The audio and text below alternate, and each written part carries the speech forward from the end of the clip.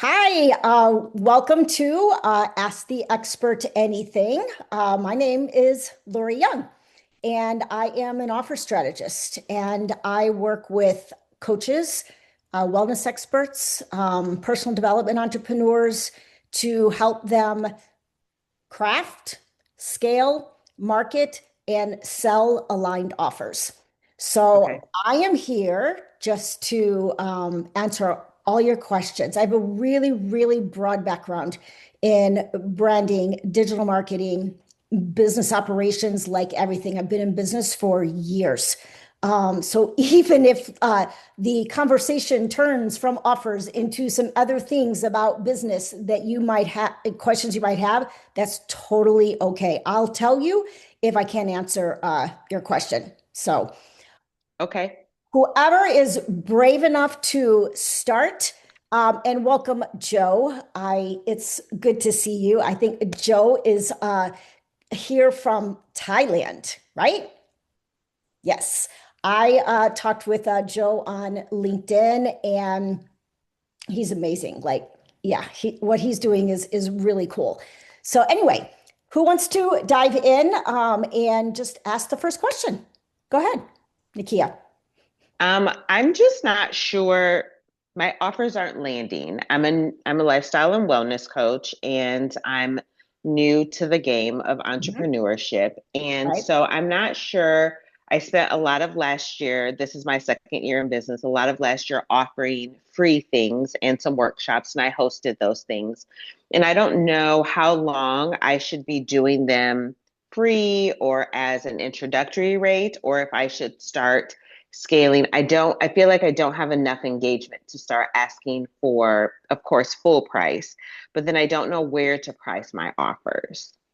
Okay. So that's a loaded question. There's a lot to unpack there. So Okay. let's start with help me understand your when you say you're a lifestyle and wellness coach, like help me understand what who you work with Okay. and what problem you solve for them. I primarily work with 30 to 50-year-old women who are going through lifestyle transitions, whether it's becoming an empty nester, a career change, or if you are just going through a point of self discovery, building some new habits for you and being able to take care of you. I don't know if I need to hone that in more still, or Mhm. because I'm not getting a lot of engagement. So, Okay. All right. So help me. Oh, I'm going to come back to that in just a minute. Help me okay. understand what your offers are like right now. So currently Free, I've been low ticket, and any kind of paid offers that you've put together. So I have an 8-week empowered action program that I'm running for 279. I have my one-on-one 12-week coaching program, and then I've just been building out. I'm trying to build out my Facebook group. Okay. And so with that, that's a free group that I've just been just offering and pouring into that to grow that community. And currently, those are the only two that I have that I'm really speaking to quite a bit. Mhm. I've offered some free workshops. Like in April, I did a free workshop on stress awareness because it's April was Stress Awareness Month, and I Okay. got really great feedback from that. And so I know that I do better with in person than I do online. So I Okay. don't know if I feel like I'm in the point where I just would like to build more engagement before I start increasing the money part. And Okay. I think it's more fixing my offer to have more engagement. Yes. So the first thing that I'm going to advise you to do that I think is going to be very helpful, it might feel a little painful Okay. to do, but when you say transitions, that's a really broad like thing. So if you Okay. think about someone that's going through a transition of divorce Hmm. and someone who's going through a transition of a career change and someone who is going through a transition of becoming like an empty nester mom, for instance, all transitions all very different audiences, all very different problems that they're navigating, all very different like issues.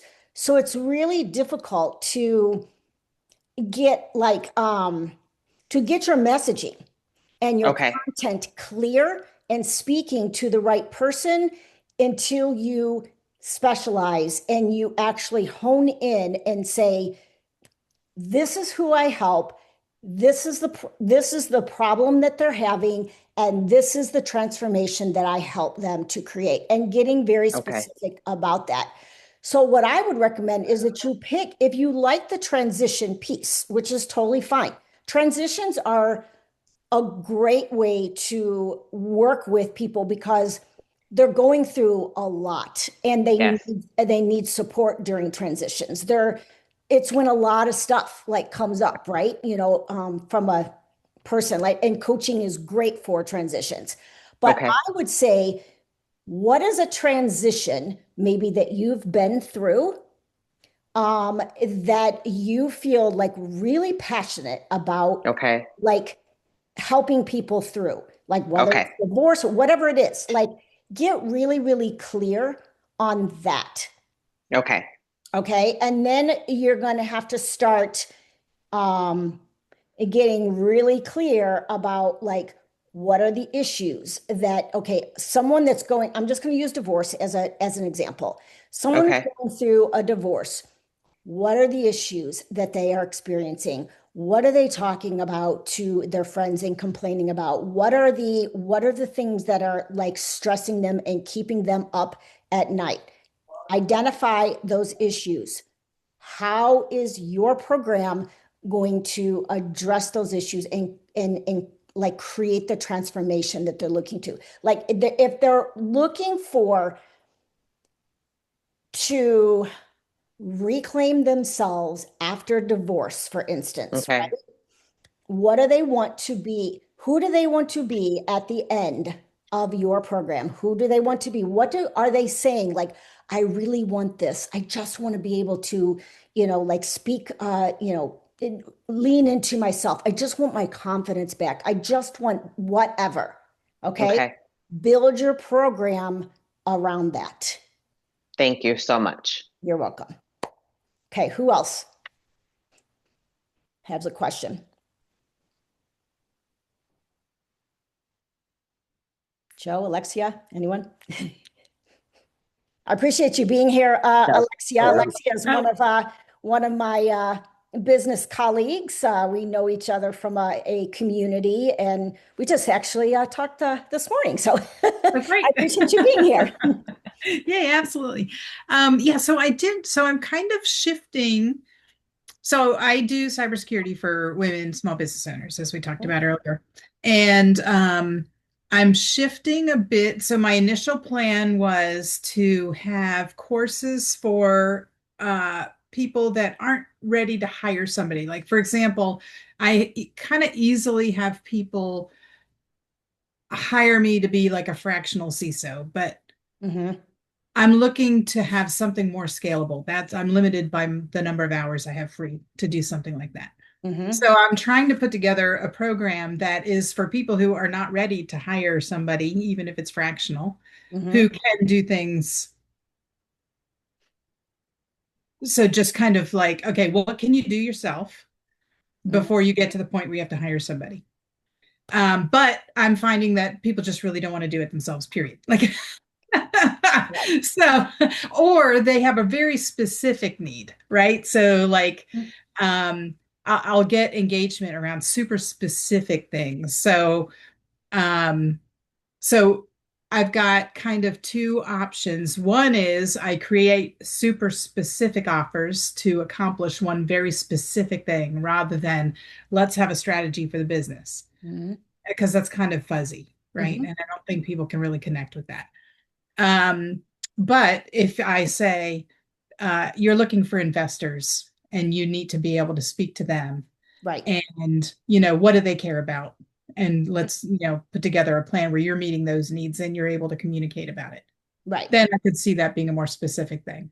Yes. And And this was kind of even going back to kind of what we were talking about with Nikia. Like the more specific you can be about the mhm, problem that you solve, mhm, the more likely it is that someone is going to be interested. Because if you think about even yourself, like we are looking to solve very specific issues, right? Like I just signed up for a workshop on like creating DM conversations. Like, how do we get into conversations in the DMs on social media? mhm. Very specific. Okay. The person I is, signed up for that one too. yeah, That's how good it was specific, right? yeah. The person is a sales Yeah. coach. Yeah. And if she tries to, like, I'm sure, she has a sales coach program where she Yeah. teaches you the whole thing about sales, but that's like Mhm. a lot to take in, Yeah. like, initially. Like that DM workshop Yeah. is that low ticket lead in to a bigger program. And again, knowing what I know from you, like you're kind of Mhm. talking to different audiences, like at different like places. Mhm. And it might be easier for you to kind of like Mhm. bring it in a little bit and choose an audience that absolutely has to have like cybersecurity Mhm. solutions. And like if it's people getting funding, Mhm. like if it's startups that are getting, requesting, Series A or Series B funding or whatever that is, right? Mhm. And they need that, Mhm. target that because it's like how you talk to a solopreneur Mhm. versus a startup getting funding Mhm. versus a bigger company that needs a cybersecurity solution. They're different audiences and you're Mhm. speaking different language because they have like you know, Yeah.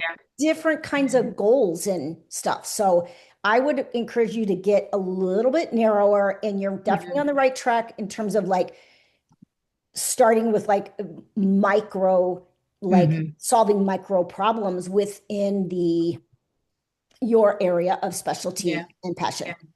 Yeah. Okay. And can I ask a part B of Mhm. Mhm. this question to you, but Joe, I don't want to take all the time.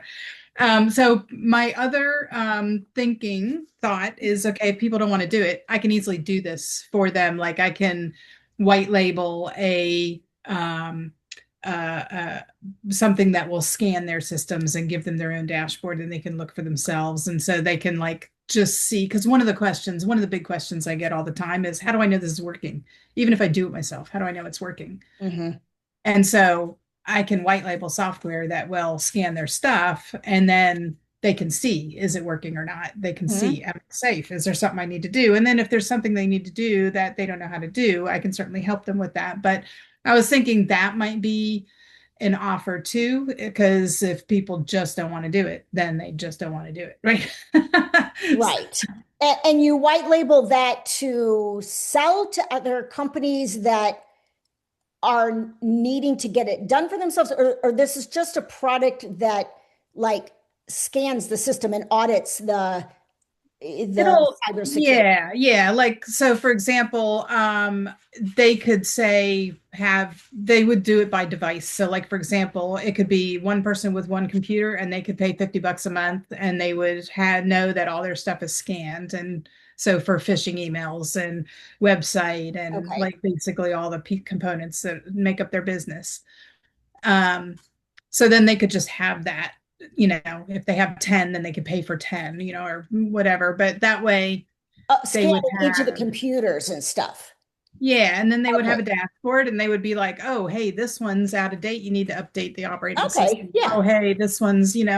And so that would give them really specific things. They'd know exactly where they stand and they'd Mhm. know if what they was doing, if what they're doing is actually working, because those are the two questions I get most. Yeah. Yes. Yes. It kind of reminds me of like, just kind of between the three of us right now, like I'm building a whole suite of custom GPTs Hmm. that are Hmm. all based around like offers.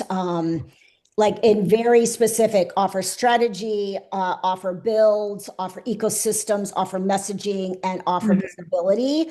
Mhm. And because everybody has different questions about offers, and Okay. these assistants will be able to like help, right? I mean, Mhm. they're obviously custom, like programmed by me with all kinds of knowledge and Mhm. all kinds of information. Mhm. But if someone, they'll still have the option, like you want human eyes, like because sometimes like with AI or with Mhm. software, that's doing something, they might still have questions. If they want Mhm. human eyes and human strategic support, Mhm. 100%, I'm here, right? But a lot of Mhm. people are, like you said, kind of DIY, Mhm. and they are wanting to kind of just what kind of solution can I get that's a DIY type thing? Again, Mhm. I don't know anything about your type of business Mhm. and what that even like entails to create something like that. Yeah. But I can see that being something, Yeah. Yeah. Okay. helpful for All sure. right. That's helpful. Thanks. Mhm. How about you, Joe? You have questions? Yeah, yeah. I was just, as per my tradition, sitting and listening to inner silence before something actually surfaces, Hmm. not just asking for the sake of asking. Sure. Well, first of all, I've just started because I've just figured out finally like my main offer, which is like working with people through silence. Hmm. And I'm wondering, do I have to do multiple social medias or can I just stick with LinkedIn but just do it well? That's probably the first thing. Who is your audience? So I know my problem for sure Mhm. because I know that that's the Which problem that is, I tell overcame. me the problem that you're solving.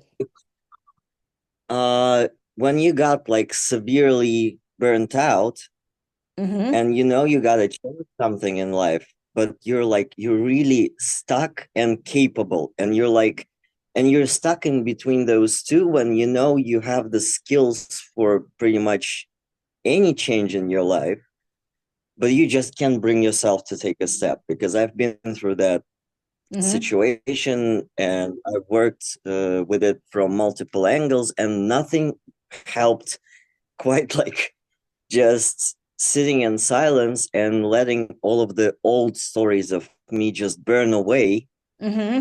Hmm. in that silence. And I keep working with that right now. But it really gets you moving. Right. Okay. So it's for someone who's So, feeling, we know it's someone who's feeling stuck in life, right? But we've got to get yeah. more clear about who this someone is and like so that like where you can find that someone and who you're speaking to. Like when you are crafting content, if it's a business owner, 100% LinkedIn. If it's, corporate executives, 100%, LinkedIn. If it's moms, maybe not. Like I think it just Yeah, depends on your audience. more about more about business owners, more about executives, Hmm. and more about maybe solopreneurs. Hmm. So those people. Yes. Also thought that might be useful for someone who recently assumed leadership role and is struggling a little bit with becoming assertive. Like they were really good at execution, but once they entered the leadership role, it entangles a little bit different Mhm. communication. And whereas like being good at execution and being yes man sometimes really gets you going on a corporate ladder. Sure. Once you become a leader, yes man has to go. Right. But but the Right. habit might be quite difficult to overcome. Okay. And so, all right. So to answer your original question, do you have to be everywhere? No. you do not. Um, one social platform is totally fine. I think that there are other ways that are more effective for getting clients once you have crafted your offer. But I think, in networking on LinkedIn, finding other places where your ideal target is hanging out, whether it's executives or entrepreneurs or whatever, like, and, speaking if you can, like, putting together, a speech around, the that's based around your offer, right? Okay, again, I don't know what your offer is Mhm. other than just the spending time in silence before they work with you, right? So I think people have to that's a new concept, right? And I also think it has to be someone who is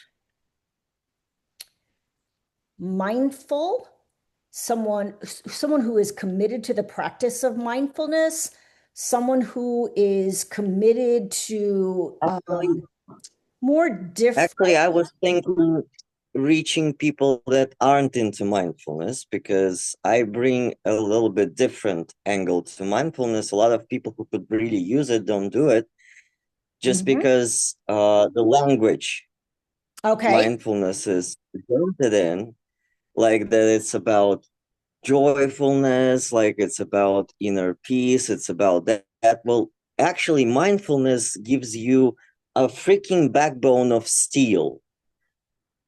Okay. Okay. Um, I think of I'm mindfulness as being aware, and like being committed to the process of being mindful and aware. That's how I think of mindfulness. Yeah, but like a lot of execs and leaders that could actually use it, Mhm. especially those who work under pressure, undervalue mindfulness because they're like, okay, but like I'm aware, Mhm. but sometimes awareness also brings self-consciousness, Mhm. which silence addresses perfectly. I see. Okay. Just tearing down all of your thoughts about maybe I'm not enough this, too much that, like all of that stuff, like it really helps working under pressure, for example. But Okay, so like for some reason, it's not advertised. So I'm bringing a little bit teeth and a little bit backbone to mhm. mindfulness. So don't necessarily think that the person has to be committed to mindfulness. The person just has to know how to be committed. Okay. So Do they they need to have, be I, I do open? have, in Hmm? Do you feel like they Again, need to be open to like a different way to approach what they're going through, like something different than what they may have tried in the past? for sure, they need to be open, but partially it is my job to open people up for this, to this, right? Mm-hmm. Because you want to get into mindfulness audiences that usually ignore it, Hmm. you'll have to just show them the angle that is going to make them open to Right. it, Right. basically. Mm-hmm. So that person just has to be disciplined. I actually do have like a draft of like 9 pages of like what I offer and like what it helps with, what's the process, and so on and so forth. And I do have a description there that this is for you if you have performative discipline, If you but have what now? somehow doesn't If you have performative discipline, which means like you know how to show up for work, like okay. you're really Mhm. disciplined with improvement and like showing up for others, but then like you really feel like you're not showing up for yourself at all, Right. and Okay. you're helping yourself, and then like when you're alone, you're just in those spirals that you can't overcome. So the Mhm. person has to know how to be committed, not necessarily has to be committed to mindfulness. About the Right. speaking, yeah, I can write a speech. I'm a decent writer and I can definitely make a few punchlines and I can make it sharp or whatever, but where do I look for gigs? Right. Yeah. Like, Yeah, I would, I think I would start locally if possible, if there are business communities, none where you're at. not possible, Okay. rather. I'm in Thailand right now on a student visa, and then I'll switch to digital nomad. So I'm originally from Russia, and I can't go back home Okay. since I'm transsexual and it's banned currently in Russia. Okay. And Okay. the whole LGBT community is considered extremist. So I really don't want to go and be I don't want to be there labeled a either then. terrorist Since I'm in the for a LGBT community. lifestyle. So, yeah, I don't So want to be there either then. Yeah, it's like, kind of like we wouldn't go to yeah, Dubai. My spouse would not go to Dubai because she's more what would be considered masculine presenting. Even though she's a woman, she's masculine presenting and she, dresses like with male clothing. And she's like, she was having nightmares, like like telling her that no, you cannot go. I can pass, like nobody knows that I'm in the LGBTQ community unless you're looking at my wall, for instance. But yeah, I get it. Like Thailand, I mean, I get that. So you have to start then with things that are virtual, like yes, absolutely. Like I need to podcasts. build it online. Yeah. So yeah, I'm willing to look for podcasts Yes. because And I would also like, I have found like getting involved in networking groups is like a really fast way to just start like rapid fire introducing like who you are and what your specialty is and like what your offer is. Like attending like virtual like for networking example, groups. Huh?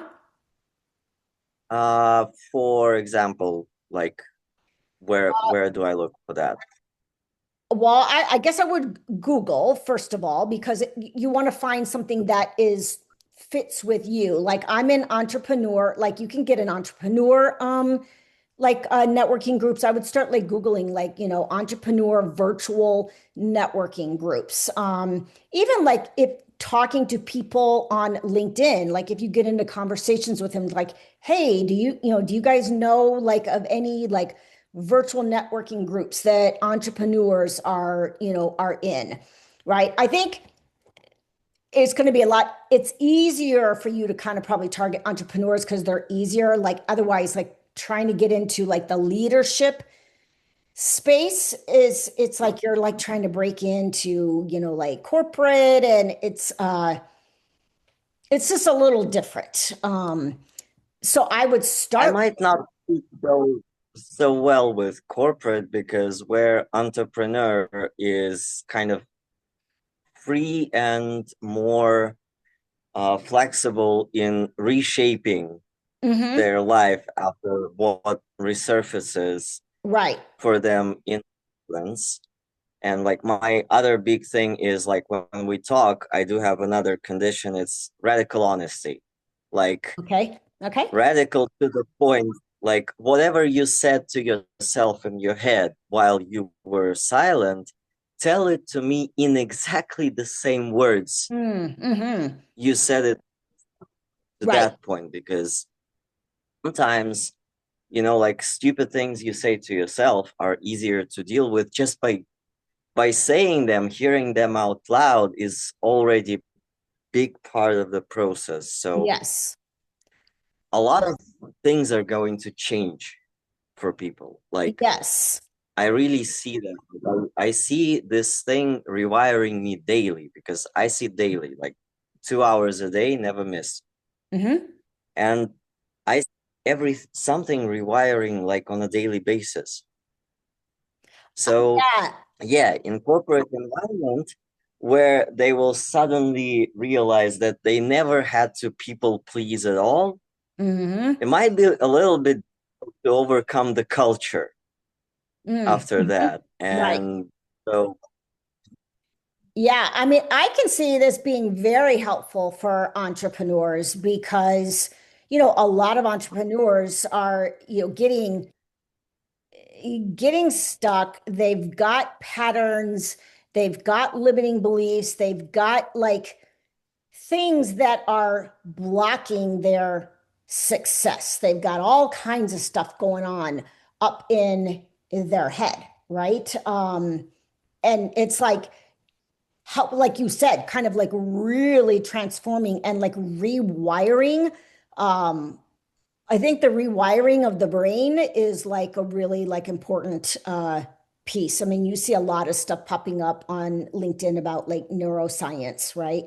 And I think it's kind of like a thing where people are kind of into like that whole thing and like rewiring your brain. I mean, I literally specifically hired a therapist for the sole reason to break limiting beliefs, break stories that are holding me back from the business success that I want. And it's not about business strategy. It's all about like this up here, like what's going on up here that is getting in the way of me subconsciously and even consciously, like sabotaging my yeah, success. Yeah. yeah, I do. And like, that's why silence is so cool because you feel it like on a visceral level when Mm. your brain goes and you're like, you know what? I don't have to narrate my life. And then you stop for a second, you feel it in your body how uncomfortable your body becomes with it. It's like, I am so attached to this voice in my head. Where did it Yes. go? I don't feel safe without narrator anymore. But once you get into this, you Hmm. see that like exposure to this practice actually is really helpful. And then when it finally relaxes, it relaxes deeper than anything you've experienced in years Yes. sometimes. Yeah. And a lot of stuff comes up. I have the type of therapist that actually like makes me like just sit and be still and go inward. Because otherwise, my first choice is just to. Your therapist is like, your therapist is awesome. They definitely know what they're doing. Right. Like your therapist, it's a thing. It Right. really is.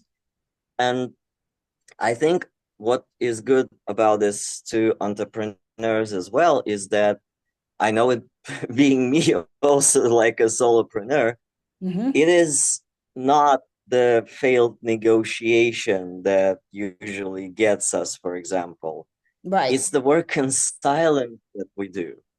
Hmm. A lot of time we need to do our work, right? And we're surrounded by silence.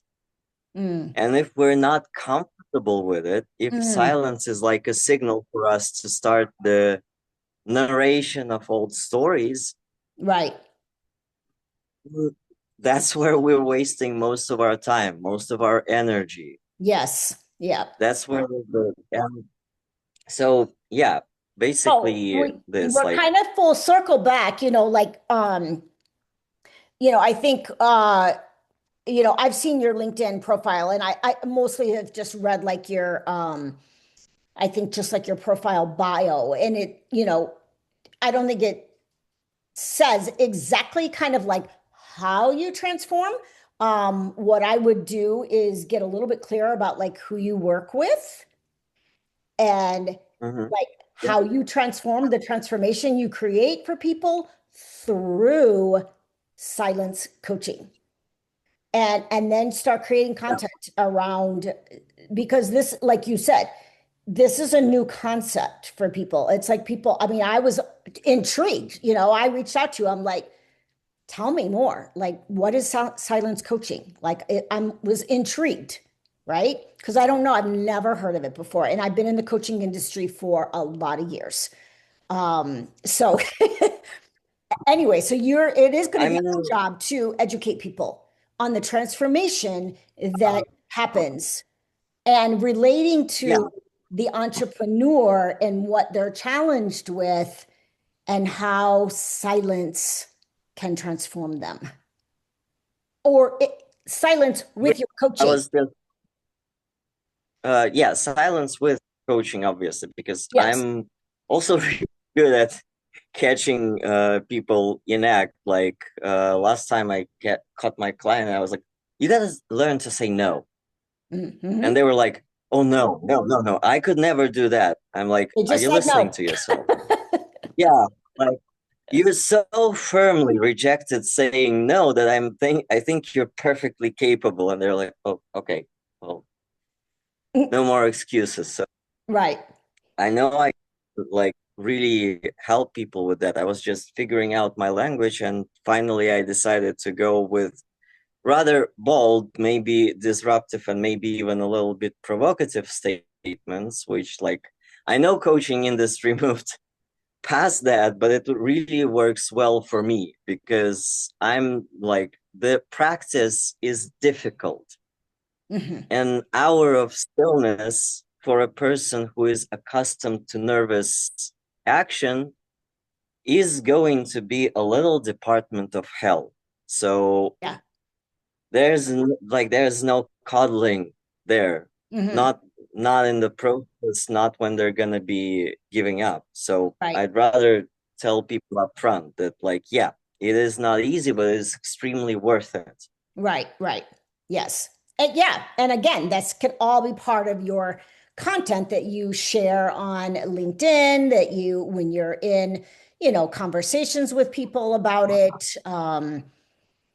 So I don't think you need to be on any other platform. If you're going to target entrepreneurs, I think LinkedIn is fine.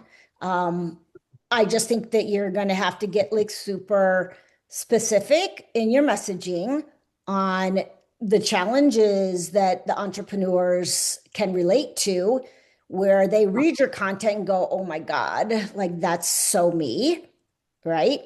And helping them understand the power of silence and how you work and how you integrate silence into your coaching and the transformations that it has had for your life and for your client's life. So articulating all of that messaging is key. Getting into networking groups to start like building out relationships and building out, like a community, because it is hard to grow on LinkedIn and like to get your content, to have a reach to where people are, like friending you. You're going to have to be very active about seeking out entrepreneurs, for instance, that resonate with you, sending a connection request, getting into the DMs with them, starting to have a conversation, getting into networking groups, starting to talk about what you do. I mean, but first, like be able to talk about like your offer well enough to articulate. So if someone was like, "Oh my God, that sounds amazing," and they want to start working with you, you got to be able to tell them, what does that engagement look like? Yeah, for sure. Well, as you can see, I have no problem with talking.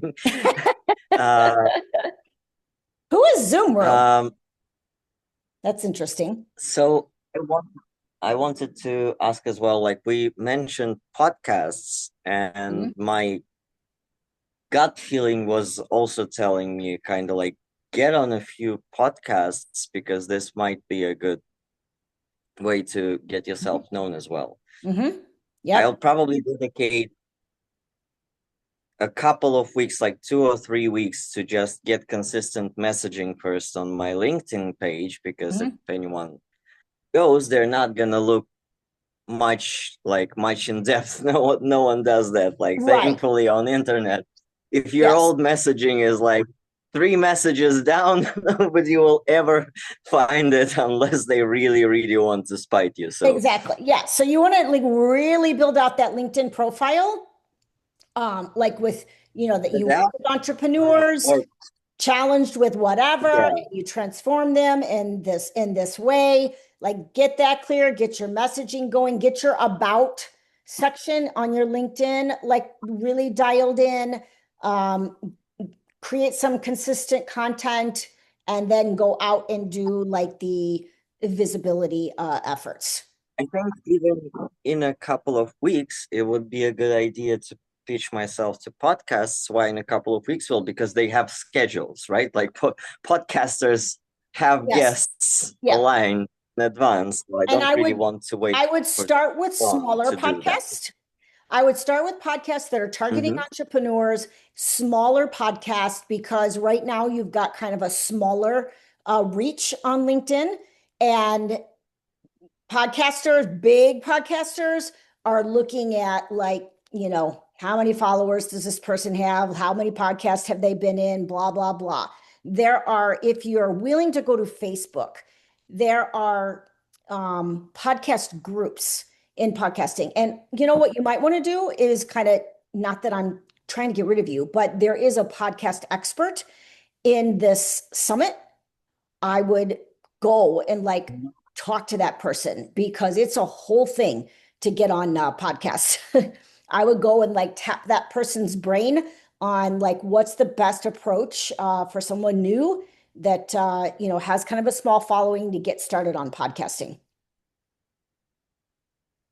Yeah, because I definitely don't want to get myself stuck in creating a lot of content, because a lot of my work is about me also not talking all the time and not Right. brainstorming all the time. Right. Like a lot of my work is my presence. Yes. If a person comes and they see basically themselves all around the room, and like they will have expectations of a coach that is really grounded. So Yes, for sure. I think I told you, like, my work hinges on my integrity. Okay. Like, yeah. I want to move on because we've got some new people in the room. We have Olga that joined us, and Carol. Welcome. I am Lori Young, and I am an offer strategist, and I work with coaches, personal development entrepreneurs, wellness experts on helping them craft, scale, market, and sell their offers. So I know, Olga, you came in first. So what questions do you have for me around offers? Good evening or good afternoon, I don't know. I'm in New York City.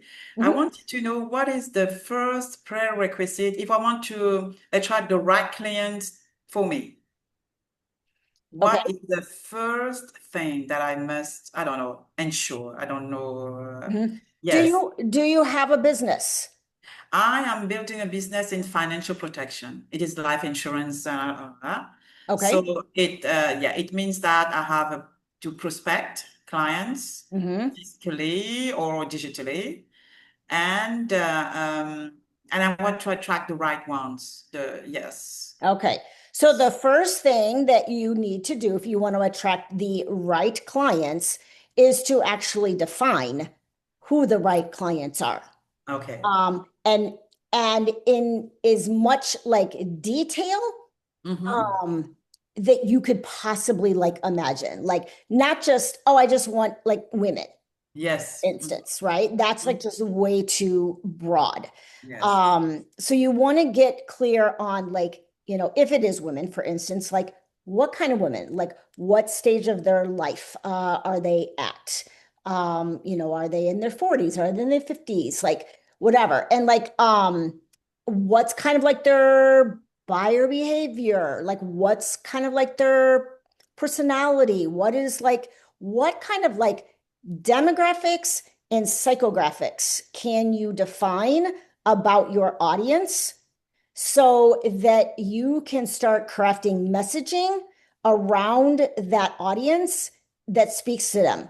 So I would suggest that you kind of first of all, you want to get clear about like the offer you have itself. Okay. And the transformation that people have as a result of it. Like what changes in their life Okay. as a result of what you are offering, right? Okay. Thank you. Then do you use AI at all? I've started, but I'm not expert. Okay. But I'm willing to do that. I'm willing to do that, really. Okay. Mhm. Well, even if you just like signed up for ChatGPT, Yes. the pro version, like Yes. the month, like the upgraded version for a month, it's Mhm. $20. Okay. There is a deep research function on ChatGPT, and it will allow you to start putting in, this is the product that I am selling. This is what changes in their life as a result of it. This is kind of an idea of like who I'd like to work with. Help me do some deep research around who might be a good fit for this product. Ask them to look for people like chatting in Mhm. Reddit, like people, like what kind of words are they using to describe the problem that they're having, right? You want to just get very granular, Mhm. Mhm. because all of that is going to be used to craft messaging Mhm. around your business and around your Mhm. offers. And ChatGPT is really good at helping you like just, you know what? And even if you're new to ChatGPT and you don't know it well, you Mhm. can ask it, I'm actually new at ChatGPT. I don't know it really well. This is what I'm trying to accomplish. Yes. Give Mhm. me some good prompts Okay. that I Okay. can ask in the deep research function that will help me like achieve my goal. Okay. Thank you. Thank you. Thank you. Thank you. You're Thank you. welcome. Thank you. Thank you. Mhm. Carol, Hello. hi, how are you? Good. How are you? Good. So I actually have my offer pretty much down in my market, my niche market Hmm. defined. Hmm. So I believe it's more my question is more about value stacking in terms of creating an offer so that you value stack so that people see the value and it's like a no-brainer, if you will, to buy it, to buy your Okay. offer. So that's where my question comes in, like how to add things that doesn't necessarily add a lot of work, but adds value. Okay. First, tell me just quickly what your offer is and who you're talking to. So I target professional women over 40 who struggle with belly fat, brain fog, and disrupted sleep. So the Okay. transformation I offer them is they basically get their lives back. So it's transforming their health naturally with whole foods. It's resilience to stress. It's improving their sleep. It's getting back to who they once were because women in that age wake up and say, "Who the hell is this woman in the mirror? Hmm. What Hmm. happened to who I am?" So Right. that's what they experience. And then I can also do fitness if that's something they want to do because I'm also a strength trainer and fitness exercise person. So but that's who I target. So it's Okay. so my offer is the personalized nutrition. It's resetting their metabolism. It's helping them to reset their hormones naturally. As I mentioned, the stress and then the sleep. And Hmm. then, living life to the fullest and actually not just in their personal lives, but in their professional lives as well. Okay. All right. So, some of the language we've got to be kind of careful with because living life to the fullest, that type of language, for instance, is not always like sellable. It's not Mhm. like people are like losing sleep or saying, God, I just want to be able to like live my life to the fullest, right? Right. They're Yep. saying, like, I'll give you an example from myself. Oh my God, I am 4 pounds away from my goal weight. I cannot get rid of my belly. No matter how I eat, what I try, I can't get rid of my belly. I'm Mhm. so tired of not being able to sleep at night. I feel like I'm eating well. I'm taking, good supplements. I'm, whatever. Like, Mhm. I know my issue. Like, I know my nervous system is kind of like, dysregulated, but what I'm saying is like those are the pieces of the language that you need to be able to use, right? So that's the first thing. When you say value stacking, are you like asking me like how do you make your offer stand out from all of the other wellness and health coaches out there? Correct. Okay. Correct. All right. So there's quite a few different ways. One is your stories. Like you've got to be able to show up with stories that people relate to, like your own transformation story, like what you've done, your clients' transformation stories, everyday stories that just make people go, oh my God, yeah, like I really like her, right? They just relate to you as a human. Secondly, is your values. Like who you are and what you value as a wellness and health coach is different than other wellness and health coaches. So, like, how? Like, what, for me, I value inclusivity, right? So, that is something that's super, super important to me in my business. Like, I'm really about like embracing everybody's differences, regardless of, race, like, color, like, anything. Like to me, inclusivity and making someone feel included is really important to me. That comes out in the way I interact with people, the way I talk online, when I speak, whatever. So highlight your values, um, your framework, like your unique way of helping your clients like reach their transformation and reach their goal is unique to you, right? Talk about what that framework is. Your thought leadership. What do you like? What beliefs that are like out there in the, wellness and health like field do you like disagree with? Right? That you just like, no, I'm gonna challenge that. Okay. Like really just being out there, like don't be afraid to be who you are and to like really like stand in your thought leadership. And then the other two ways, which are again very unique to you, one is your personality. Let your personality flag fly, whatever that looks like. Don't be afraid to be you. And then last, and I think this is so, so important, is your energy. How are you showing up online? How are you showing up in conversations with people? How are you showing up with your clients?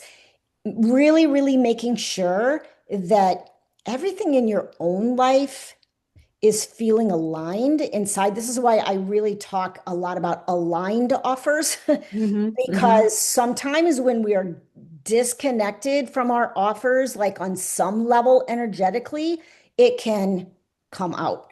So just really making sure that you're managing your own internal energy and then letting your own like your natural like energy like show up.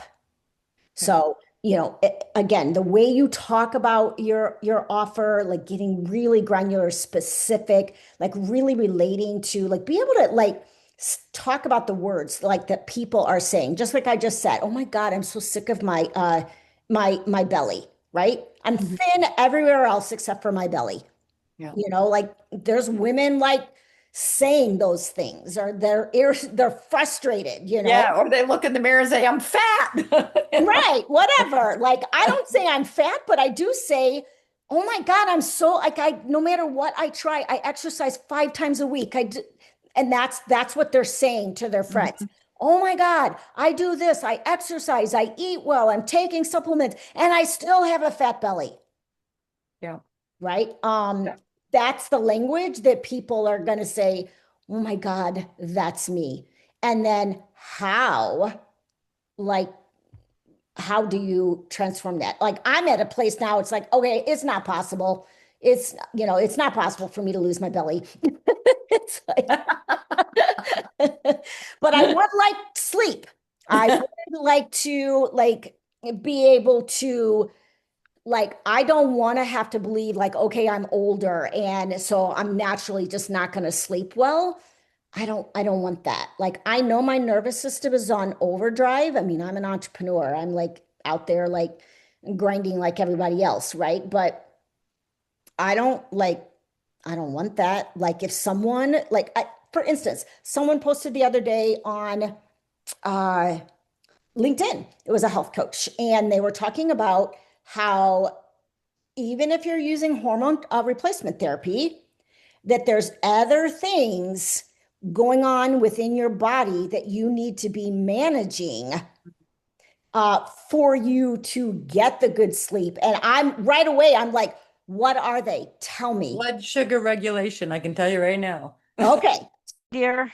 No warning. Wow. It might not have been one full minute. I have to be honest, I wasn't looking at the clock. I was answering a question and I was like, oh, I don't know. Let's just close it. So I hope that that was amazing for you. I hope that you got your questions answered, but we're not done. We are now having a panel discussion. So if there's a question that you didn't get to ask, or you think that someone else might have an additional insight, this is your opportunity. You can raise your hand, you can raise your physical hand, or you can put it into, ooh, Sheila, good job, 5 rooms, nice job. You can put it into the chat and I will ask those questions. I also have been getting questions from people throughout this whole experience. So I am happy to kind of give those to the panel too. So, all right. Who has a question that they want to ask? Don't be shy because this is your opportunity to get so much knowledge. And if you experts have questions for the other experts, go for it. This is your time too. Suzanne, Okay, I've been told that you are awesome. Oh, Cece, go ahead. yeah, I think that's it. I know there's a way of doing it, but I was like, I'm too tired. I You're don't know fine. which one. Okay, so for room 21 was, I think, Marilyn. Actually, I was in the podcast room and it was fantastic. I couldn't leave. I just had to ask so many questions. So I think I peppered her with so many questions, Simona. She's just like, oh, please, Stacey, don't come back. No, she was good. So Marilyn, I kept seeing this about like getting clear on your purpose, your message, your unique ability. Like, how do you hone in when you have a life of things? I mean, everybody kind of knows what they're interested in, I think, in that way. But Yeah. how do you really hone in on that? Because I am a nurse in palliative care. I do love people and I love caring for people. Is there anything else I'm supposed to add to that? Yeah, there actually I lost my electricity when I was working with somebody, and so I did do some, definitely watch my recording, so I talked quite a bit about it, and thank you so much for asking, Stacy, and I also shared my freebie. And this is what came up a lot in the couple of people I spoke to, so it's a really good question. I use a formula called life experience plus skills plus passion equals purpose. And when you really hone in on those 3 things, you automatically are ignited to talk about what you're meant to do and who you're meant to help. So we get so caught up on the avatar and the result, which I think is important. But what's more important is who you are in that unique ability to help that avatar to their results. So I'm not sure if that answers your question, but basically, when you have, like I was just talking, I think it's gonna be fine. The person I was just talking, she's in the military and she's a happiness coach. That's a perfect example of somebody who wants to work with frontline workers. She automatically has the language to help them. She knows what they struggle with. She can bring her skills and passion to bring them to happiness after what they struggle. You as a nurse, what is it that you do, Stacy, that you want to do? I don't want to take too much time from everybody, but like. No. Yeah, so I have actually a place here. It's in Niagara, Ontario, a respite place for people to come that have a diagnosis of cancer in community. And then the next week is for caregivers. And so I went back and got my certified life coaching practitioner so that I could be there for people when they come here. So yeah. Can I give one? I'm going to give one quick thing that was really good for her and that I've been teaching my coaching clients is come up with an acronym for your product. So I'm going to explain that really quick because it's going to be very quick for you to speak about to anybody. And for you, honey, I'd have you go to different organizations, start having a talk. because once people know what you offer, they're going to travel from all over to be with you, because I could already feel your nurturing, healing energy. So a quick acronym, so it's not all about me. I have a course called Soul Finder Academy. The acronym is the SAS experience. It's subconscious thinking, alignment with your soul, soul ignition, synchronicity. And I take them through that, and it takes them to a result. So I would suggest anybody who's building a business, come up with an acronym for your product. Thank you so much. Thank you. And ChatGPT is amazing to help you do that. Like if you know what you want it to be, but you can't quite get the right words together, like, oh, it works so good to help you with those things. All right. Who else has a question? Or does anyone want to piggyback on that last one? All right, Sam, go. Yes, I do. And Marilyn, I love what you said, and I'm going to absorb some of that. The other thing, Lisa, when using ChatGPT, we really have to teach it about us. So if you're going to use any of the AI, it has to know about you. You can't just go into ChatGPT. And I'm not a ChatGPT or AI expert. It's just, this is what I do for me and my clients. So I work with a lot of new coaches. So I've figured out how to use ChatGPT effectively for my business and for my clients. So it does work amazing. However, I love it. You got to work with it. Yep. Definitely. Yeah, don't give it too much power. Mark, you're up. Okay, I don't even know who this would be for, but here's my question. I am a career coach and a resume writer. I focus specifically on director level and above, especially like VPs, C-suite, and board level folks. And I've worked with that population a lot, but I am gradually moving that direction. And so I want to kind of hear from people like, I just increased my prices significantly to get to that executive level. But what's happening now is my pipeline isn't full of executives yet. And so I'm getting fewer people. So like that transition as you kind of shift your ideal client, the fear that comes with that, the uh kind of that transition being so difficult. Has anyone been through that? How do you handle stuff like that in that transition? So I know that's really vague and kind of generic, but I'd love input from anybody who has it. I just went through this briefly, but I'm going to let somebody else answer, Mark. I just switched my entire business after 18 years. So if you want, I want to see who else wants to answer, because I want to give people, but I'm going to put my email in here, and I'm happy to give you some more feedback on it, because it is. Thank you. Thank you. I'm happy to actually. Oh, go ahead.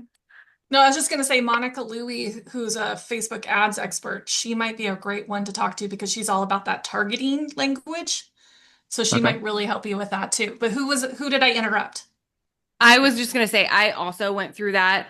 In 2020, I did a lot of I'm known for paid workshops now, but back in 2020, I talked a lot about using quizzes for lead gen, which are still fabulous, but I attracted a lot of brand new kind of coaches, consultants with that particular topic, and realized that I was really best suited to serve that client who is hovering between the 100K to about 250, sometimes up to 300K mark, who's ready to scale. That is who I'm hardwired to serve them best.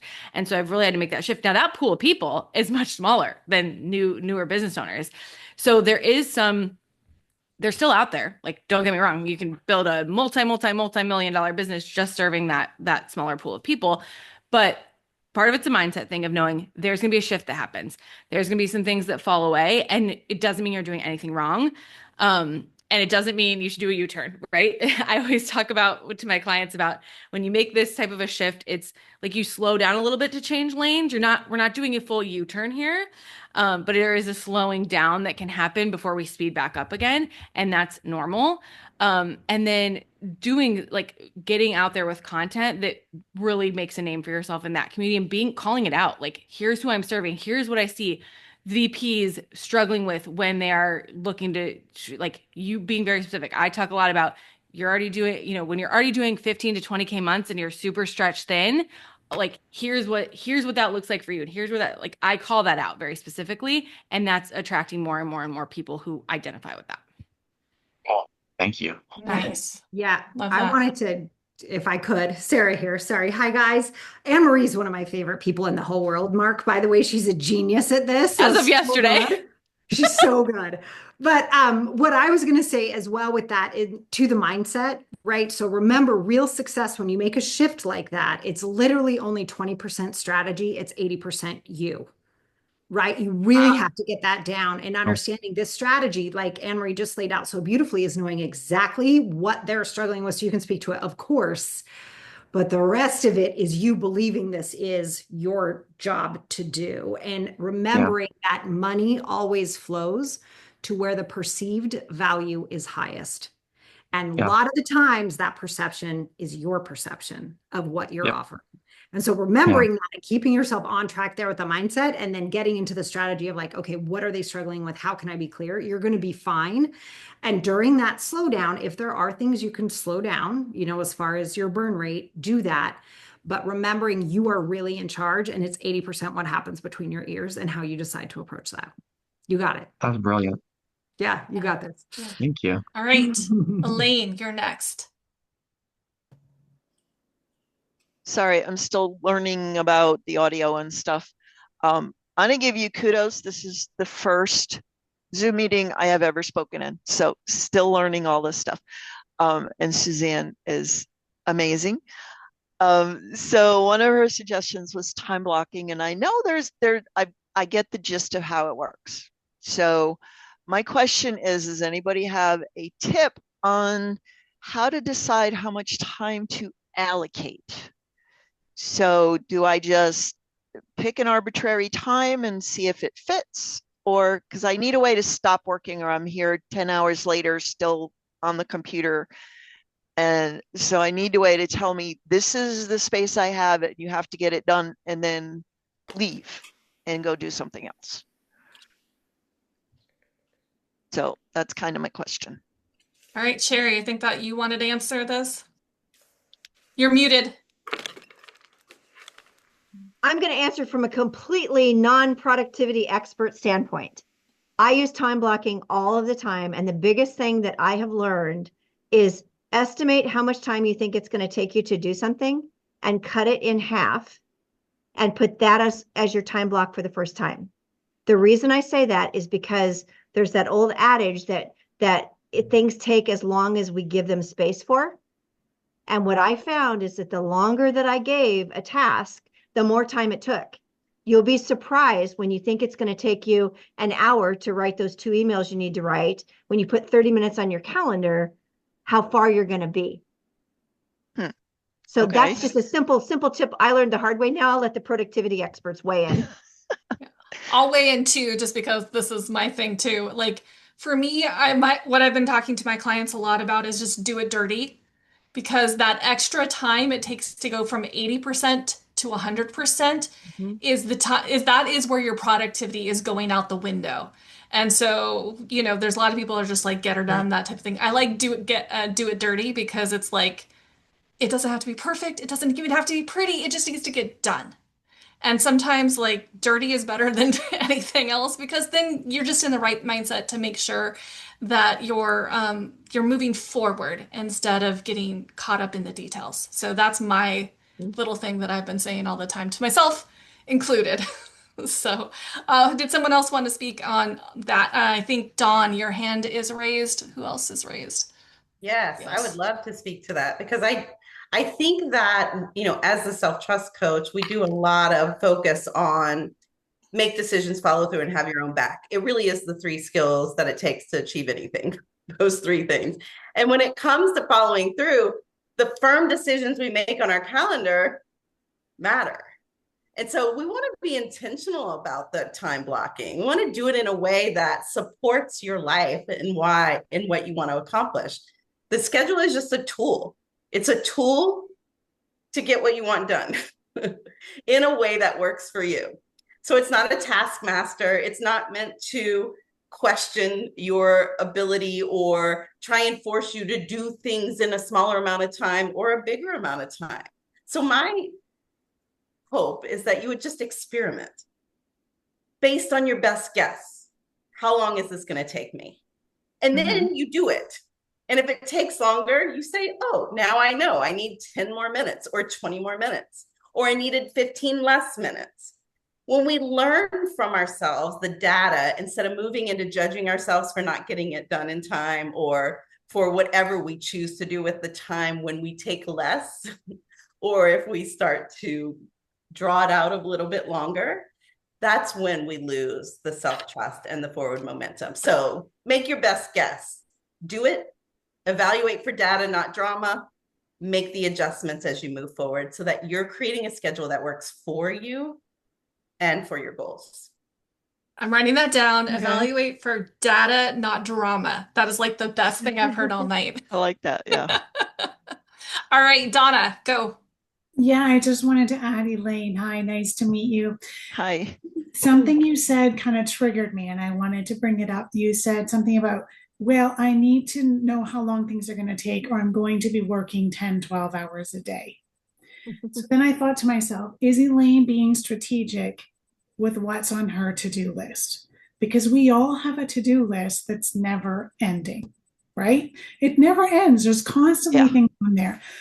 But do we as business owners have to do it all? And by that, I don't mean go out and hire 6 new people tomorrow, because you may not be in a stage of business where you're ready to do that. But look strategically at what's on your list. What's actually revenue generating from that list? And what is admin, nice things to do, but not directly tied to revenue? And I would suggest you prioritize those revenue generating tasks and make sure those are getting done in your day first. So time block time for those, whether you take the time, cut it in half, or you do the suggestion of just trying it and then see how long it took. But make sure you're being strategic with that to-do list so that you're not stuck at your computer 10 hours a day, because that's not sustainable. Yeah, that's the problem I'm running into is I just get pulled in and it's like I jump from this task, this task, this task. And at the end of the day, what I actually wanted to get done doesn't get done. Yes. So I want you to flip that script and be proactive instead of reactive. Okay. Love that. All right, Sammy, you're up. Yeah, just kind of going off of that. I mean, I guess I'm not really a productivity expert, but I do help people get their things done. And a tip I learned when I was actually a teacher was that set 3 priorities for the day. The first one is the thing you're absolutely going to get done, and then you can just be done for the day. The second one is, okay, if I get that first thing done, then this would be like a best case scenario. I would like to get this done. And then third would be, okay, I got those other 2 things done. I want to do this one. If you happen to get through all 3 of those things, and they can be as simple as make a phone call, send an email, and delete something out of your drive. And then if you get those done, you move on to those other things you have. But we put so much pressure on ourselves to be productive and get these things done. And our worth and our business's worth is not tied to that. So just give yourself some flexibility. And it takes, like, I've been in business for 5 or 6 years, and it still takes me a while to figure out how long it's going to take something or to do something. I had the same problem when I was a teacher. I taught for 10 years, and I could never figure out how long an activity, even if I did the year before, would take, because sometimes it takes longer and sometimes it takes less. And just set a time. I'm going to work for 15 minutes. This is what I'm going to work on. If I get done, great. If I don't, that's okay. There's always another day. Yeah.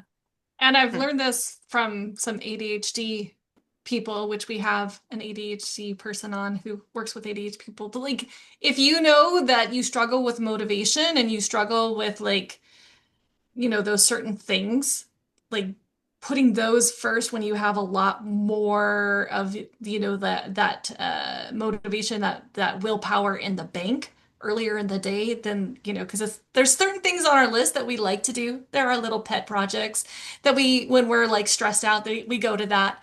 And there's other things that we avoid like the plague. So like just being cognizant that that's fine. It's fine that you have those tasks, but just, like there's nothing wrong with you if there's certain things you don't like to do. But if they still need to get done, then just be really honest with yourself. Like, when am I going to do this? And how long can I actually do it without completely burning out? So, Wow. Y'all had such great advice. Thank you. all right. Anyone else? I think we're good on this topic. Okay, Sue, you have a question. I don't have a question, but I just want to upload whoever actually designed this system. It's really great. Means I for the first time I am participating, and it is really amazing. Means I just got invitation and I just happened to join, and I'm totally blown away. So I just wanted to say thank you. I don't have any question, but I would like to add actually 2 cents exactly what previous Ms. Sammy said. They're exactly the same thing because we wear like 17, 27 hats. And I used to start my day with the task I'm most comfortable with or something which I really enjoyed. So I may spend whole day creating Canva designs. And at the end of the day, I felt so horrible because I didn't achieve anything. I felt really I wasted my day. So now I have my list, as she said, exactly like prioritized. Unless and until those high priority things are not done, I'm not going to my next task. And so even if all my things are not done on my list, still at the end of the day, I don't feel crappy. I really feel I achieved something. So I just wanted to add that. So true. Absolutely. I love that. Thank you. Was anyone else? I don't think that, and let me look and see. Any other questions? I did see someone say that they do 90-minute intervals for their time blocking. So I think actually that's a really nice amount of time. I don't know about you guys. The people who say 20 minutes, I'm always like, that is not enough time to get anything done. I can't take a break every 20 minutes. Like, no. But 90 minutes is a good. Just going through the questions. And Sue, thank you. I am the one that organized this, and it just it was a lot of work, but I know how impactful it is, and I wanted to bring it to this audience. Oh, I love this. Suzanne, do you want to say out loud your tip that you dropped in the? Which one? Oh, did you do more than one? The one about schedule your business as if it's a client. Oh, yeah. I think that's where a lot of us go astray when we have competing priorities or we don't know what to work on first. So we talked about this in my room. A lot of us don't understand that we're the CEO of our life first, then our business second. So if you can't run your life, you have no business being a business owner. Can we just call that out first? And so get your life together, okay, so that you can have a good business.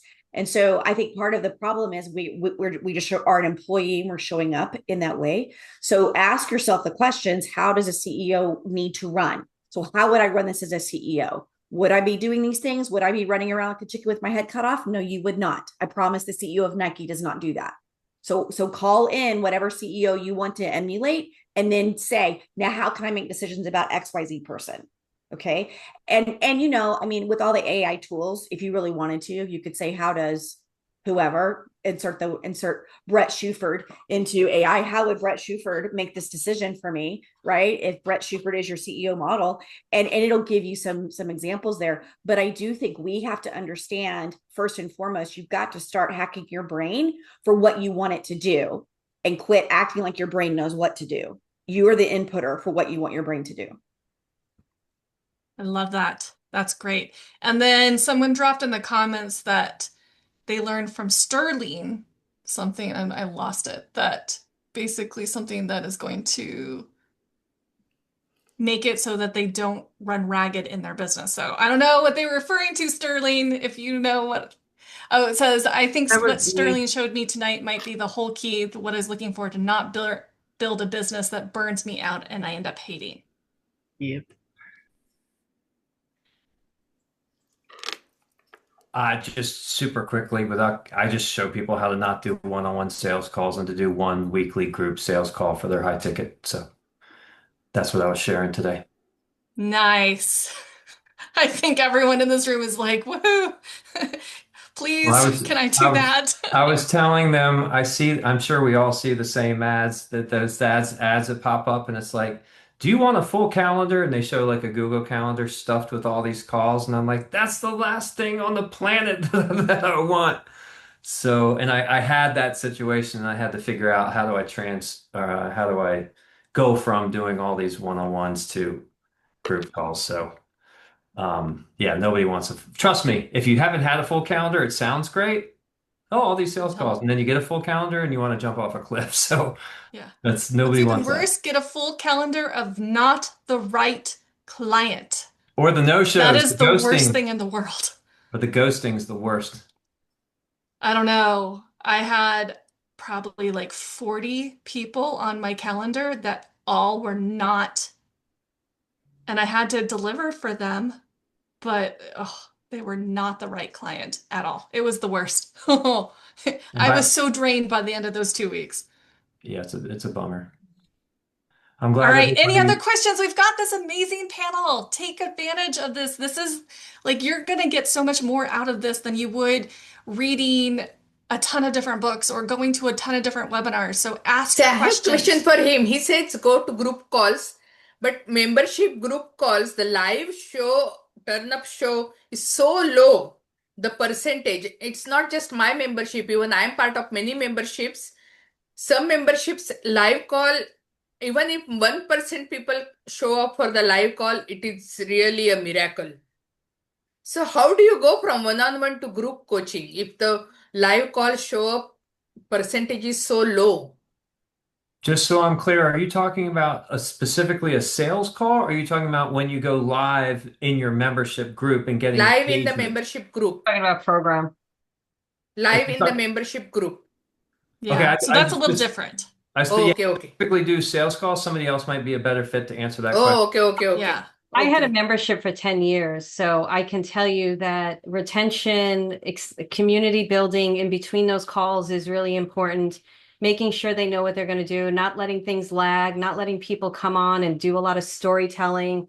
If you run a very tight ship, people show up. I've always had people showing up, but again, I don't want to be the one with the loud mouth in here. I just have a lot to say. And I did have one for 10 years that was successful, so. Nice. Anyone else with the group coaching? Because that is a big thing. A lot of people want to be able to do group coaching and memberships and things like that. It's a great model, but how do we keep it successful? Angela. I wouldn't change doing a membership. I wouldn't switch it to anything, high ticket or anything, because the truth is to keep your members occupied, it's all about showing them that you care. As long as they know that you care more about them when they are struggling than they care about themselves. And that doesn't mean to say you stay up all hours and that you're on the computer with calls for them all hours. It just means that you show up because that's what they're paying for. They're paying for contact with you. And what happens for me is that I do workshops, like the lady was saying about paid workshops. We have a workshop every month, but it's an action-packed workshop. They go away with some transformation. So when they come in a call, the other thing they've had before they come to that call is our membership handbook. And in the membership handbook, they feel you, they feel your passion, they know how much you care, they know exactly what they're going to get, and they know the price of the membership. When they come to that call, they're coming to sign up, literally. They're walking in, the only thing that they've got is a few questions about, the times that they have to give, or which way can they pay, or something like that. But actually, they don't come to the call unless they're going to join. And that has been transformational. I don't have sales calls with people who don't want to pay. It changes everything. And the thing is, they've already experienced you because they've tasted you. There's sort of little touch points for you as a person, for you as the compassionate side of you that shows. And it's completely revolutionized my business anyway. I love that so much. And it's hard. I mean, so I'm going to ask you, Angela, how do you keep that sustainable? Because I think that's the hardest thing about building a community for a lot of people is not get totally burnt out doing it. I think originally I thought that, being that community leader was me showing up, that they had to have one-to-one calls with me and that sort of thing. And that's what I stepped away from. And this week they all applauded me when I said, do you know what? You cannot contact me on a Wednesday or a Sunday at all. I don't even look at my phone anymore. And that was that was a big thing for me because I am a person that shows up a lot. But what they need is definite times when they can be with you. And as long as they've got those times, and they're group times, by the way, they're not one-to-one times, they're group times, it's up to them to show up at those times. You don't go chasing them, you don't go persuading them, but you are in a community where there is contact between each other. You really have to foster community, and community means that we care for each other, that we collaborate, that if I'm not there, somebody else steps in. And you can only do that by modeling it. So to begin with, there's a little bit more time that you have to give. But genuinely, the more that you model it to each other, the more that you talk about it, the more you show each other that they are empowered by each other, not just by you. And that you equip them to do that, you make it possible for them to do that, then it takes the pressure off you as the community leader. I've got a team behind me now of VAs and also some of the members who've become almost ambassadors. So they'll fight for me. If I'm ill, I mean, last Christmas I just had to stop. And they were just like, I'll take that group, I'll do this meeting, because they know I care. And that's the biggest thing. When they know your passion for them is stronger than their passion for themselves, in those moments when they don't know how to cope, they will stand in the gap. They will stand up for each other. That's what makes the difference. I love that so much. Suzanne, did you want to add?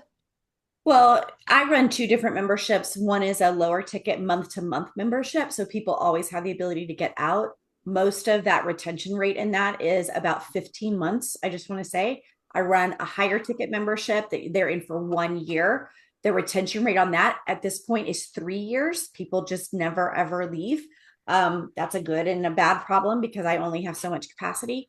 But what I will say is I have a community manager, and I will say that is the most important thing that I have, because the content on the in-between, I mean, they see me all the time. It does allow me to do a little more one-to-one, little 20-minute check-ins with people. I can leave voice messages via text and those kinds of things, because I have someone making sure that there's things showing up in the groups for people to look at, and they're checking in.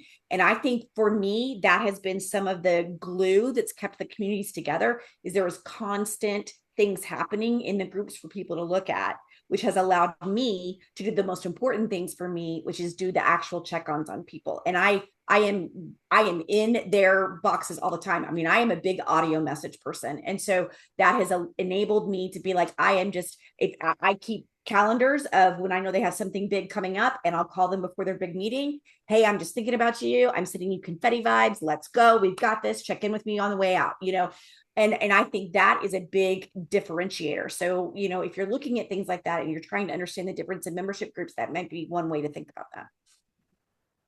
I think we heard from both of you guys, and it sounds like Marilyn, who also is caring, is the biggest thing. Like, they have to know that you care. And then that makes up for a lot of other things, is if they really know you care. So, all right, Sue, you had another question? Yeah, he mentioned about having a group sales call, and that concept I don't know, because my sales call are still one-on-one.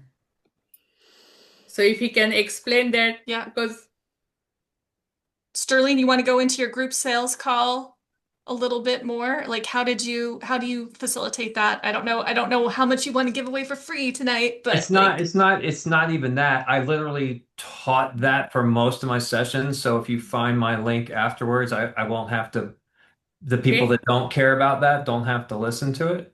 So it'll be in my session. I'll get the YouTube link and everything. Lisa, yeah, so the recordings will go out later, and I'll make sure, Sue, specifically to connect you with Sterling, and you guys can maybe chat. Okay, thank you. Get Sterling's freebie from the workbook, and he'll probably be able to connect with you on that too. All right. Now everyone has the workbook, right? There's so much amazing stuff in there, guys. You do not want to miss out. There is so much in that workbook. So if there was a question that you think of after we get off this and you're like, dang it, I should have asked that, I bet you it's going to be in the workbook. Or it can put you into... Go ahead. What was that? This is Jeremy Butterfield. Kelly Walker, I was just wondering, since I have ADHD pretty bad, the pretty intensely, not badly, right? Why label it good or bad, right? Um, on second guessing yourself, I'd love to know how she makes sure that the top thing is the top thing, because your intuition could be telling you something new, and that might be better, but how do you know that it's the thing that's really going to move the needle the most, even though when you find yourself questioning, that's probably the brain speaking versus me directing the brain. Suzette was telling us. All right, Kelly, this is your expertise. Take it away. Not second guessing yourself. You know what I mean? Not countering. That's a really good question, Jeremy. And I think when you have ADHD, one of your biggest struggles is the rejection sensitivity dysphoria. And you're so used to things going wrong and you being judged and found wanting that you get really hypersensitive to any kind of criticism or failure or anything like that. And so I think probably the best thing to start with is letting go of that, letting go of the rejection, the fear of rejection. And I would say tap into what excites you the most. Whatever you get the most excited about, run with it, because A, you're going to have more energy to put into it. B, when you're excited about something, it's contagious. And so other people will feel your excitement and you're going to love working on it. So, like, it's a win win win. And sure, some people aren't going to like it. It's not for everyone. But if you run with the thing that excites you and don't worry about the people, that aren't your audience, because their feedback doesn't really count in the grand scheme of your business, right? If they're not your people, it doesn't really count. I think that is a really good way to pick a lane and run. Just run. Go all out in that one lane with that one idea and see how it goes. Thanks a ton. You're welcome. Yes, we can put the link again. I just need to go get it again, I think. Any other questions? We still have a little bit of time, but I don't want to take time if people are done. If you're tired. Oh, wow. We had a lot of signups all of a sudden. Workbook. Sorry. It's kidding. We're there. We are there. It is the end. Can I share something I think would be really valuable for a lot of these participants that I had no intention of sharing? But it seems like a lot of these people are like just trying to get into coaching or take their expertise into the world. And if this is not applicable, you guys say that's a terrible idea. But I get this question a lot, and I've had to figure this out, which is how do I price my high ticket offer? Or what do I price my high ticket offer at? Would that be helpful for people that are starting out? I don't know how advanced this crowd is, so I'm not sure if that's even helpful. I think we have all levels, honestly. Okay, I won't share that then if you guys feel like that's not helpful. I think also, Andrea's been trying to figure it out, so go having for more it. than one offer, I've heard is smart to have at least 3 or more. And so, yeah, how you know what price to throw out there? That'd be great to hear from somebody that's getting the high ticket. So this is how I tell my clients to do it. So this is anecdotal, and I will say that on an anecdotal level, it works really, really well. And that is that there's a lot of high ticket coaches out there that will say, hey, it has to be at least this amount of money. And then people sell, try to create some group program or some one-on-one package, and they'll just label it, hey, I know so-and-so is selling this for $3,000 or $5,000. So I'm going to price it at $3,000 or $5,000. Well, guess what? If you've never sold it at that amount, and I'm going to get a little woo-woo and whatever with you guys. If that amount does not energetically sit well with you and you don't think you can sell it at that amount, guess what's going to happen? you're going to feel energetically out of alignment with that price, even if, when you say that price, even if somebody might actually pay for it. And guess what happens when you're out of alignment on your calls? Your person can pick up on that subconsciously, and you are never going to sell it for $3,000 or $5,000 because some high ticket guru tells you it's worth $3,000 or $5,000. Okay. There's a lot of people that set their price at whatever some guru says, and then they'll say some other self-imposed guru will make a social media post that goes viral, and it typically goes like this. And I'm not going to make this gender specific, but it typically goes like this. You got to raise your prices. You got to step into your self-worth. You got to do yada, yada, yada, like you're not charging high enough. Guess what happens? These people who can't even sell it at $3,000 now feel like they have to put it up because, well, I feel like I should have more self-worth than I have and more self-confidence. So then they raise their price again. And what happens there? They have a harder time selling it. And now they think that they're broken. So this is what I tell everybody to do who is starting out and trying to figure out a price for their high ticket offer. And if you are just starting out, guess what? You're more than likely starting out one-on-one. If you're starting out, it's very hard, and I wouldn't even recommend trying to get a group of people together to sell your high ticket program. Okay? So in a one-on-one scenario, I always say to people, the first starting point or milestone is literally, what is the least amount of money that you would feel comfortable accepting for doing the work at helping this person do the thing that you say that you're going to be able to help them do? That is the bottom rung. That is the bottom level that I would suggest starting in your head. And then I have you literally go, okay, and let's say somebody says that's $1,000. Okay, so it would be a no-brainer for you to say $1,000. So if $1,000 came out of your mouth, that would feel completely in alignment with you, and you'd feel comfortable delivering this over the course of 8, 12 weeks, whatever the case it is. They say yes. I say, okay, great. Now we're going to practice, and I'm going to literally have you raise that price up in small amounts incrementally until it starts to feel a little bit outside your comfort zone and weird. And as soon as it feels outside your comfort zone and weird, I'm going to have you pull it back a notch. So let's say they go 1,200. Yep, I can do 14. Oh, 1,500 feels a little weird. 1,400 is just on the outside of weird for me. So, okay, great. We're going to go with 1,200. And guess what's going to happen? You're in alignment with 1,200. And so every time that you're on a call, you're going to get your first 3, 4, 5 one-on-one clients at 1,200. And then you're going to retest that number because your energetic alignment has now matched that bottom number at 1,200. And I tell people literally get a friend on the phone or a colleague or a business friend on the phone and just say, hey, Sterling, how much practice? Hey, Sterling, how much does it cost to work with you? 1,300. Does that feel weird? No. 1,400. That feel no. 15. Okay, 15. Guess what? Your next price level is going to be whatever is in energetic alignment with where you are at that time. And you have to get some of those under your belt before you can follow or listen to anybody that's like step into your worth, raise your prices, and all that stuff. So it doesn't matter if your expertise could actually sell to somebody for $20,000 if you can't step into that in that moment, in this period of your life, in that season of your business. So get into alignment with whatever that takes with a friend or a coach or whatever, and just have it feel good, normal, and easy. You just need to get some wins at whatever price feels good for you in that moment. And the last thing I'll say, and then I'll shut up because that went on longer than I want. Also remember, this is going to sound counterintuitive to what I just said. There are things that every single person knows on this Zoom that we take for granted that is worth $10,000 to somebody else.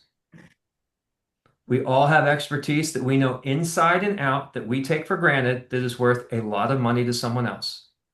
So know that, and then get into alignment underneath that and figure that out. So sorry if that was helpful for you guys. No, that was awesome. That was really good. And everyone, you could see all of these people nodding, all the experts especially, they're all like, yeah, absolutely, 100%. So right on. That was so good. I have a question for Brett that my screen has frozen and I can't read it. So can someone else tell me I can see that he was tagged and I saw that Suzanne was like, hey, this is awesome. Is Brett. I can see it actually. So, hey, this is Brett. Good. Hi. Yeah. Suzanne said, can Brett talk about trends he's seeing in social because it's been such a dumpster fire lately. Yeah. Well, I mean, first off, I just want to say like some powerful information, and I'm just like writing all kinds of stuff down. So thank you, everybody. But I think the thing that came up in my room that was interesting was the first question somebody asked was like, what is a personal brand? It's like, well, if you're the face of your business and your name is like the part of the business, you are a personal brand.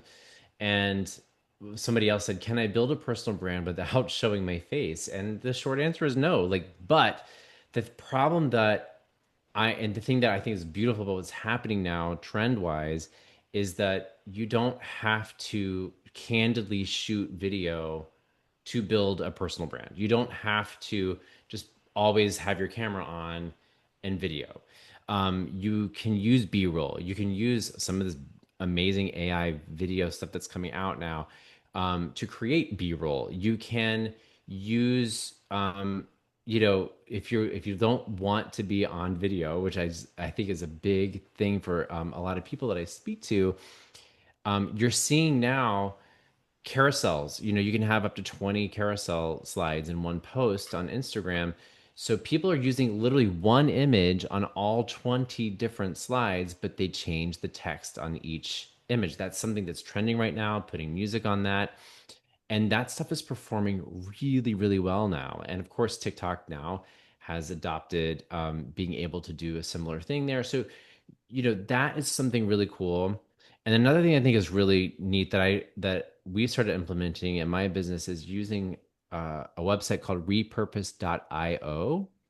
Repurpose.io will help you cross post to multiple platforms. So if you're making short form video, you can have it basically trigger that video to go live on TikTok, YouTube Shorts, Snapchat, whatever. So you can get that content out to a wider audience without you having to do any extra work. So I'm seeing people really lean more into that as sort of for repurposing purposes. And then the other thing that I think is really fascinating to me as a content creator is stories. Stories are becoming the most important way to sell your services and your business. Stop trying to sell in your reels and in your video, in your content. Start using your stories. Stories, that engagement, like using those engagement stickers, using the polls, using those things, and then leaning into DMing people from there, the most powerful way to sell. Do not sell in your content, sell in the DMs. Have conversations with people in the DMs, connect there. So one of the things I do with my clients is we have an entire engagement checklist. You can actually get it for free off my website. If anybody's interested, just go to my website. It's part of I call it your Slay Your Content. It's a 30-day content creation calendar. But doing that engagement every single day, which means DMing any new followers every single day and having deeper conversations and then building a system around tracking that, I'm telling you, that is like the most powerful. There was a time maybe 4 or 5 years ago, you could make a reel and you could make a sale. It doesn't happen anymore. It all has to be that deeper connection. People want to feel seen and they want to feel connected. And DMs is the best way to do that. How are you tracking organic? I only do organic. I don't do any ads. And so I use the native tools within Instagram. So you can also use like Meta Business Suite if you want, but I'll use their tags. I use the leads tag and I track it that way as a CRM tool within the app. And then once I have them as a new client, I move them into my own system. Cool. Yeah. I hope that helps. So I got kicked off. You missed everything good. Naturally. I'm on my phone. I heard most of it, but yeah. So any other questions? I cannot see very much now on my phone. So if you have a question, just start talking because I can't see anything. Brett, I'm going to ask you a really quick question because I used to use repurpose a lot, and a lot of the studying that I've been doing, they say to post or get yourself, like don't use repurpose so that it's just going in.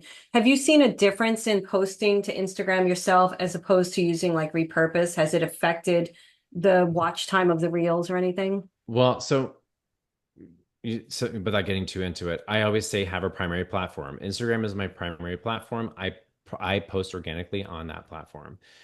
I only repurpose on TikTok, Snapchat, and other platforms. That's great. So, right. So know what your primary platform is, and then if you want to be able to disperse that information, that's a great tool. You don't have to do it, but it's something that I found really, really helpful.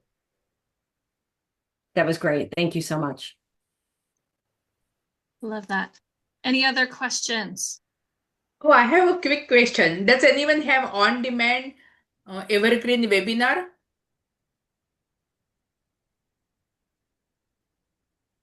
I do on-demand paid workshops, but paid workshops are kind of my thing. So I don't have. Yes, I I don't would really- like to connect with you then. Yeah, for sure. My handle, if you're on Instagram, and all my handles right here in my Okay, name. sure. Yeah, just shoot me a message. Thank you. Because in my opinion, it's nice to get paid up front, and your show up rates are pretty good too when it's paid versus free. All right. Well, we are almost out of time. I want to thank all of the experts who showed up tonight. Like, seriously, these people gave you 2 hours of their time that someone put in the comments. I think it was Suzanne. Like, if think about having all these people in the room, like how much we would have paid for that. Like, so amazing. I appreciate every single one of you so much. The amount that we have gotten out of this is just astounding. You guys are amazing and beautiful and wonderful. And I thank you so much. For those that are still with us, be sure to check out all of the freebies in the workbook. The recordings are going to be coming out.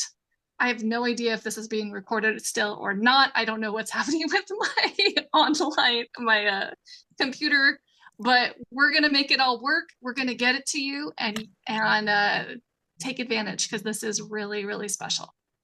And if you have any other questions, just let me know. Otherwise, have a beautiful evening, have a wonderful evening, and start putting into practice all the things that you were able to go through tonight. Bye, everyone. Bye. There. Thank you.